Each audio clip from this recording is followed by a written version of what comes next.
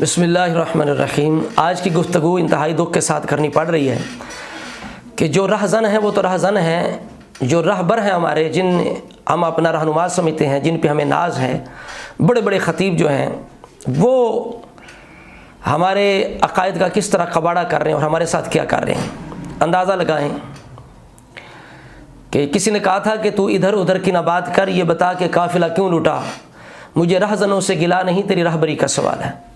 اب جب ہم ان کے بارے میں بات کرتے ہیں تو یہ کہتے ہیں کہ ہماری بے عزتی کر دی گئی، ہمیں الگ سے بتایا جاتا، ہمارے پاس حاضر ہویا جاتا، ہمیں گزارشات کی جاتی، پھر ہم جناب اپنی مرضی سے رجوع کرتے یا نہ کرتے، اور پھر جناب ناراض بھی ہوتے۔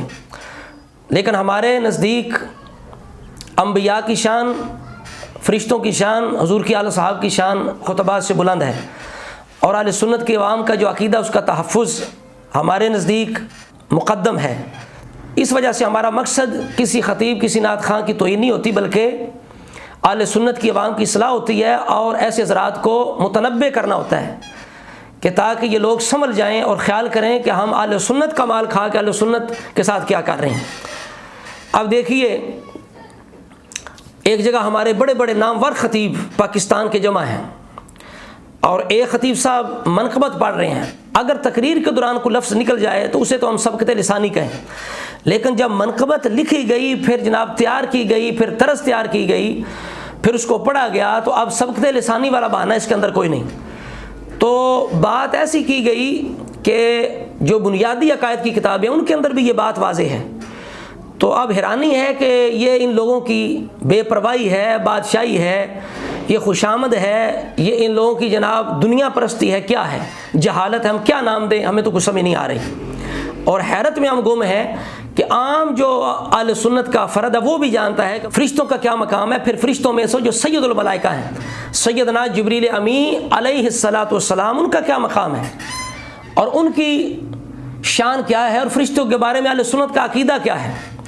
اب ہمارے خطیب صاحب کیا پڑھ رہے ہیں، کہتے ہیں کہ لفظاں کنج پروواں میں رتبہ بطول دا، جبریل میں ویکھیا منگتا بطول دا، نعوذ باللہ استغفر اللہ، نقل کفر کفر نباشد۔ لفظاں کنج پروواں رتبہ بطول دا، جبریل میں ویکھیا منگتا بطول دا۔ میں تو حیران ہوں کہ ہمارے نعت خانوں کو، ہمارے خطیبوں کو ہو کیا گیا ہے۔ اللہ کے بندوں، جب تک تم انبیاء کی، فرشتوں کی، صحابہ کی توہین نہ کر لو، کیا اہل بیت کی شان بیان نہیں ہو سکتی؟ جب تک لفظوں کی نقل نہ کر لو یار، اہل بیت کی شان بیان نہیں ہو سکتی؟ کیا ہمارے بزرگوں نے، ہمارے اسلاف نے اہل بیت کی شان بیان نہیں کی؟ کیا انہوں نے اسی طرح کیا ہے؟ انبیاء کی توہین کی ہے، ملائکہ کی توہین کی ہے، فرشتوں کی نقل کی ہے۔ کوئی خدا کا خوف کھاؤ یار، کچھ فکر کرو، کچھ سوچو۔ کیا تم نیچے نیچے نہیں رہ سکتے؟ کیا تم انبیاء کے نیچے نیچے، فرشتوں کے نیچے نیچے رہ کے اہل بیت کی شان بیان نہیں ہو سکتی؟ یہ کیا انداز ہے یار؟ آپ دیکھیے کس انداز سے معاذ اللہ جبریل امی کا ذکر کیا گیا، انہیں سیدہ زہرا پاکہ منگتا کہا گیا۔ تو ہم کہتے ہیں کہ کب آپ نے دیکھا جناب کیا مانگا انہوں نے سیدہ زہرا سے؟ ان کی کیا حاجت ہے؟ فرشتے کی کیا حاجت ہوتی ہے؟ فرشتے نہ مرد ہیں نہ عورت ہیں، ان کی کون سی حاجت تھی جو انہیں ضرورت پڑی اور فاطمہ زہرا سے آ کے انہوں نے مانگ لیا؟ کیا اس کی بنیاد آپ کے پاس؟ اور اس شعر کے اندر یقیناً سید الملائکہ جبریل امی کی توہین ہے، گستاخی ہے، اور ان کے لیے حقارت کا یہ لفظ ہے۔ کسی کو منگتا کہنا معاذ اللہ، اس کے اندر حقارت پائی جاتی ہے۔ اور میں کچھ فتویٰ نہیں لگاتا، مفتیان کرام ہی اس کے بارے میں غور و فکر کریں گے۔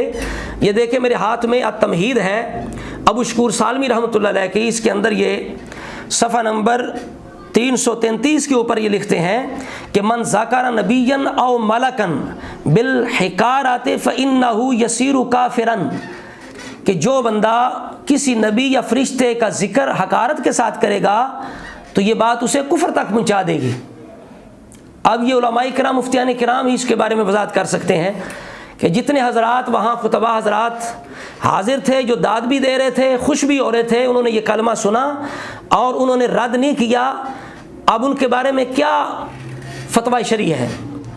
میں تو عقائد کی کتاب سے یہ عقیدہ پڑھ کے سنا رہا ہوں کہ یہ اہل سنت کا عقیدہ ہے کہ جو بندہ کسی فرشتے کا ذکر حقارت کے ساتھ کرے، یہ کسی فرشتے کی بات ہے مطلق، اور جبریل امین سید الملائکہ ہیں، اور انہیں منگتا کہنا بغیر بنیاد کے یقیناً ان کی تحقیر ہے، اور اس کی کوئی بنیاد دلیل نہیں ہے۔ معاذ اللہ کہ جبریل امین نے سیدہ زہرا سے کچھ مانگ لیا یا سوالی بن کے آئے۔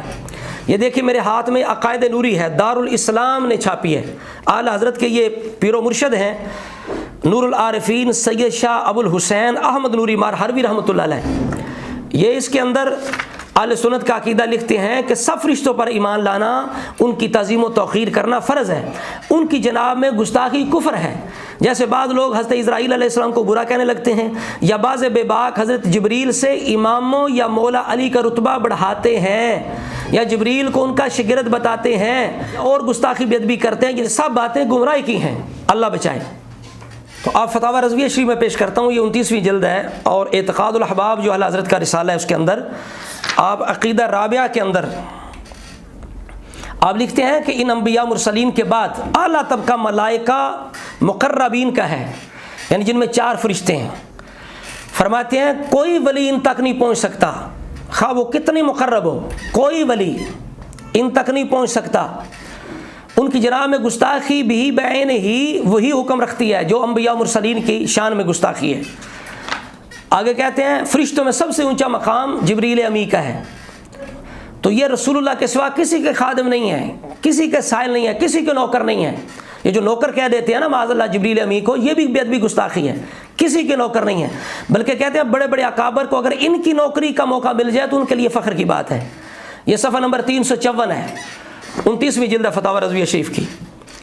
اور اسی طرح اعلیٰ حضرت 23ویں جلد کے اندر صفحہ نمبر یہ 722 کے اوپر لکھتے ہیں آج کل کے جو نعت خوان ہیں ان کے بارے میں کہ جیسے روایات باطلہ، حکایات موضوعہ، اشعار خلاف شرع خصوصاً جن میں توہین انبیاء و ملائکہ علیہ السلام ہو، کہ آج کل کے جہل نعت خوانوں کے کلام میں یہ بلائے عظیم بکثرت ہے، حالانکہ وہ صریح کلمہ کفر ہے۔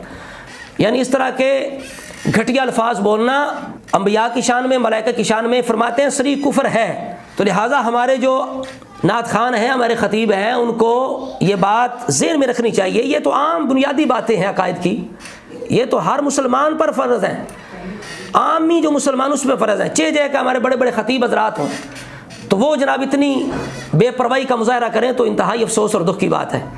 تو اب میں اس بات کو مکمل کرنے کے لیے عرض کرنا چاہتا ہوں کہ ہو سکتا ہے کوئی بندہ یہ کہے کہ جو یہ کہا گیا کہ معاذ اللہ جبریل میں ویکھیا منگتا بطول دا، تو اس کی بنیاد وہ واقعہ ہے کہ جب حضرت حسنین کریمین بیمار ہوئے تو سیدہ خاتون جنت اور مولا مرتضیٰ شیر خدا رضی اللہ تعالیٰ عنہما نے 3 دن روزے رکھے، اور جب افطاری کا وقت آتا تو ایک سائل آ جاتا، تو 3 دن انہوں نے جناب وہ ساری روٹیاں اسے دے دیں، 5 کی 5 روٹیاں دے دیں، یہاں تک کہ 3 دن بھوکا رہنے کی وجہ سے حسنین کریمین انتہائی کمزور ہو گئے کہ چوزوں کی طرح کانپ رہے تھے، اور فاطمہ زہرا جو ہیں وہ بھی بالکل کمزور ہو گئی تھی۔ تو اس پر یہ آیت نازل ہوئی۔ تو میں یہ کہتا ہوں کہ اگرچہ متعدد کتب کے اندر یہ روایت موجود ہے، لیکن میدان تحقیق کے اندر اس کی کوئی وقت نہیں ہے، کوئی بنیاد نہیں ہے۔ یہ دیکھیں یہ ضیاء القرآن ہے، اس کے اندر بھی اس کو رد کیا گیا ہے۔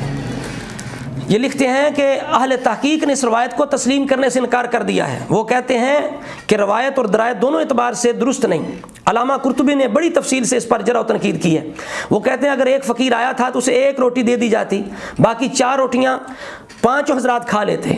اس طرح دوسرے دن تیسرے دن ایک سائل کو 5 روٹیاں دے دینے میں کوئی معقولیت نظر نہیں آتی۔ نیز معصوم بچے ویسے مکلف نہیں ہیں، جبکہ ابھی وہ بیماری سے شفا یاب ہوئے ہیں، ان کو لگاتار 3 دن تک روزہ رکھنے کی اجازت دینا شرعاً جائز نہیں۔ حضرت سیدنا علی اس کو کیسے روا رکھ سکتے تھے؟ تیسرا یہ کہ اسلام نے جنگی قیدیوں کی خاطر تواضع کا حکم دیا ہے، ان کے کھانے، ان کے پہننے اور آرام کا خصوصی اہتمام کیا گیا ہے۔ عہد جاہلیت کے قیدیوں کی طرح انہیں بھیک مانگ کر پیٹ بھرنے کی اجازت نہیں دی جا سکتی۔ اس لیے قرطبی لکھتے ہیں فہذا حدیث مزوق مزیف، کہ یہ حدیث گھڑی گئی ہے، یہ ملمہ کاری کی گئی ہے، بنائی گئی ہے، گھڑی گئی ہے۔ سمجھ آ رہی بات کی؟ یقیناً کسی رافضی نے جس طرح اہل بیت کی شان میں حدیثیں گھڑی گئی ہیں تو یہ بھی گھڑی ہوئی روایت ہے، من گھڑت ہے۔ علامہ پانی پتی رحمۃ اللہ علیہ بھی یہ لکھتے ہیں کہ حکیم ترمذی کا قول ہے کہ اس حدیث کو صرف احمق اور جہل آدمی قبول کر سکتا ہے، اس واقعے کو احمق اور جاہل قبول کر سکتا ہے۔ ابن جوزی نے اسے موضوع حدیث میں شمار کیا اور کہا اس کے موضوع ہونے میں کوئی شک نہیں ہے، ھذا حدیث لا یشک فی وضعہ، اس حدیث کے وضع ہونے میں، موضوع ہونے میں کوئی شک نہیں ہے۔ سمجھ آ رہی بات کی؟ اور اسی طرح غلام سلسیدی رحمۃ اللہ علیہ نے تبیان القرآن کی جلد نمبر 12 کے اندر بالکل مفسرین کی زبانی اس کو رد کیا ہے۔ علامہ قرطبی رحمۃ اللہ تعالیٰ علیہ آپ کے حوالے سے بھی کہ مجھے معلوم ہوا کہ کچھ لوگ قید خانوں میں بیٹھے ہوئے ایسی حدیثیں گھڑتے رہتے ہیں، کچھ لوگ بیٹھ کے ایسی حدیثیں بناتے رہتے ہیں، اور جب ماہر علماء کے پاس یہ حدیث آتی ہیں، ماہر علماء، ایک ہوتا ہے خطیب، ایک ہوتا ہے محقق، یہ ہمارے خطیبوں نے ہمارا کباڑا کیا ہے، جن کا مقصد صرف قصے خوانی ہوتا ہے، لوگوں کو واقعات سنا سنا کر، سر لگا لگا کے، اشعار سنا سنا کے اپنی جو جیب ہے بھرنا مقصد ہوتا ہے، لوگوں کے دین ایمان عقیدے سے کوئی تعلق نہیں ہے، کوئی واسطہ نہیں، کوئی فکر سوچ نہیں ہے۔ تو فرماتے ہیں ایسی حدیث جب علماء کے پاس پہنچتی ہے، ماہرین کے پاس، محققین کے پاس، تو ان کو مسترد کر دیتے ہیں، اور ہر چیز کے لیے آفت اور سازش ہوتی ہے، اور دین کی آفت اور سازش سب سے زیادہ ہوتی ہے۔ اور آگے علامہ سید محمود علوسی حنفی رحمۃ اللہ علیہ کے حوالے سے لکھتے ہیں کہ یہ حدیث موضوع اور من گھڑت ہے۔ علامہ علوسی نے بھی اس کو من گھڑت کہا کہ جیسے کہ حکیم ترمذی ابن جوزی نے ذکر کیا، اور موضوع ہونے کے لفظی اور معنوی دلائل خود اس روایت کے اندر موجود ہیں۔ پھر اس حدیث کا تقاضا یہ ہے کہ صورت مدنی ہو، کیونکہ حضرت علی کی حضرت فاطمہ سے شادی مدینہ میں ہوئی اور وہیں حسنین کریمین پیدا ہوئے، حالانکہ یہ صورت مکی ہے اور جمہور کا موقف ہے یہ مکی ہے، اور یہ کہنے سے کہ یہ آیت حضرت علی اور فاطمہ کے متعلق نازل نہیں ہوئی، ان کی شان اور فضیلت میں کوئی کمی نہیں ہے۔ یہ بڑا نکتہ عام ہے کہ بعض لوگ نعت خان، نقیب، خطیب یہ سمجھ بیٹھے ہیں جب تک ہم رافضیوں کے پیچھے نہ چلیں، جھوٹ نہ بولیں، گھڑے نہ، غلو نہ کریں، تو شاید اہل بیت کی شان کا حق ادا نہیں ہوتا۔ تو یہ بڑی کام کی بات علامہ علوسی لکھتے ہیں، یہ کہنے میں کہ یہ آیت فاطمہ زہرا علی کے متعلق نازل نہیں ہوئی، ان کی شان میں کوئی کمی نہیں ہوتی، نہ یہ لازم آتا ہے کہ وہ ابرار میں داخل نہیں ہے، وہ بھی اس آیت کے اندر داخل ہیں، پوری امت کے ابرار اس میں داخل ہیں جن کے اندر یہ صفات پائی جائیں، لیکن یہ کہا جائے کہ خاص ان کے لیے نازل نہیں ہوئی تو اس میں ان کی کوئی گستاخی بے ادبی نہیں ہے، اور اس سے ان کی فضیلت کم نہیں ہوتی۔ کہتے ہیں کہ حضرت علی تمام مسلمانوں کے مولا محبوب ہیں، سیدہ خاتون جنت رسول اللہ کے جسم کا ٹکڑا ہیں، حسنین کریمین رسول اللہ کی روح اور ریحان ہیں، اور جنت کے جوانوں کے سردار ہیں، تو وہ اپنی فضیلت کے ثبوت میں من گھڑت روایتوں سے مستغنی ہیں۔ آگے لکھتے ہیں کہ حافظ ابن حجر اسقلانی نے کہا کہ یہ حدیث موضوع ہے، اور کہتے ہیں یہ حدیث ان حدیث میں سے ہے جن کو محققین کے قلوب مسترد کر دیتے ہیں۔ اس حدیث میں اس طرح ملمہ کاری کی گئی اور اس کو ایسا مزین اور پر اثر بنایا گیا کہ جاہل آدمی یہ تمنا کرتا ہے کاش وہ بھی ایسا کرے، اور وہ یہ نہیں جانتا کہ ایسا کرنے والا قابل مذمت ہے۔ سمجھ آ گئی بات کی؟ تو لہذا ثابت ہو گیا کہ یہ قصہ من گھڑت ہے، جھوٹا ہے، اور اس طرح کرنا جائز نہیں ہے۔ چلے خود حضرت علی اور فاطمہ زہرا تو بھوکا رہ سکتے ہیں، لیکن جو شہزادے ہیں، جو نابالغ تھے، بچے تھے، ان کو بھوکا رکھنا یہ کسی طرح بھی شریعت اس کی اجازت نہیں دیتی۔ تو لہٰذا ثابت ہو گیا کہ جس واقعے کی بنیاد پر معاذ اللہ حضرت جبریل امین کی یہ توہین کی گئی کہ لفظاں کنج پروما میں رتبہ بطول دا، جبریل میں ویکھیا منگتا رضا معاذ اللہ استغفر اللہ، تو وہ بنیاد ہی نہیں ہے۔ تو ہم گزارش کرتے ہیں اہل سنت کے خطیبوں سے، نقیبوں سے، نعت خوانوں سے کہ خدا کے لیے کچھ خیال کرو، اہل سنت کے حال پہ رحم کرو، اہل سنت کے عقائد کا اس طرح کباڑا نہ کرو۔ اگر کوئی تم واقعہ دیکھتے ہو، کوئی کلام دیکھتے ہو، سب سے پہلے کسی محقق مستند عالم دین کو دکھا دیا کرو، اس کے بعد جا کے بیان کیا کرو۔ تو لہٰذا ہمارا مقصد کسی کی توہین نہیں ہے، عقائد اہل سنت کا دفاع کرنا، اور ایسے جو غیر ذمہ دار ہمارے خطیب ہیں، نقیب نعت خوان ہیں، ان کو متنبہ کرنا ہے تاکہ وہ ہوش کے ناخن لیں، آئندہ خیال کریں کہ ہم کیا کر رہے ہیں اہل سنت کے ساتھ اور ہماری کیا ذمہ داری ہے۔ اللہ رب العزت کی بارگاہ میں دعا کرتے ہیں مولا تعالیٰ ہم سب کی زبانوں کو، ذہنوں کو، دلوں کو ہر طرح کی لغزش سے محفوظ رکھے، اور آج کل کے موجودہ جو فتنے ہیں طرح طرح کے، ان سے ہمارے ایمانوں کو محفوظ رکھے۔ السلام علیکم ورحمۃ اللہ۔